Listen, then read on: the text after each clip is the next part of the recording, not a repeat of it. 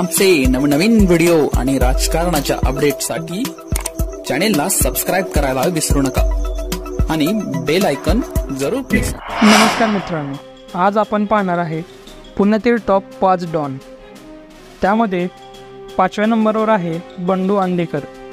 बंडू अंदेकर याच्यावर खुनाचा प्रयत्न, मारामारी असे अनेक गंभीर गुन्हे दाखल आहेत। मागील वर्षी गणेश पेठेत टोळी युद्धातून एकाचा खून झाला होता। या खुनात त्याचा सहभाग होता। त्याच्यावर देखील मोक्काची कारवाई झाली, मात्र तो जामिनावर बाहेर आला।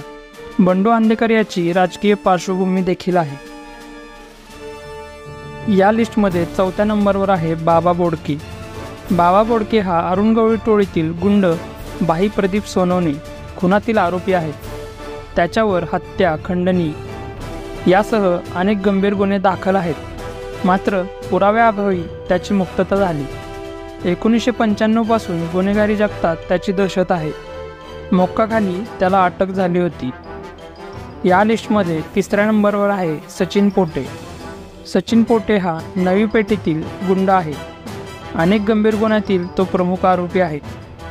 मुंडव्यातील पबमध्ये त्याने गोळीबार केला होता, त्यानंतर त्याच्यावर मोक्काची कारवाई झाली होती। या लिस्टमध्ये 2ऱ्या नंबरवर आहे निलेश गायवळ। निलेश गायवळ हा गजा मारणेचा एकेकाळचा विश्वासू साथीदार आहे। नंतर दोघे एकमेकांचे वैरी झाले। खून, खंडणी असे अनेक गंभीर गुन्हे त्याच्यावर दाखल आहेत। या लिस्टमध्ये 1ल्या क्रमांकावर आहे गजा मारणे, मुळशी पॅटर्नचा प्रोडक्ट। गजा मारणे हा पुण्यातील कुख्यात गुंड आहे।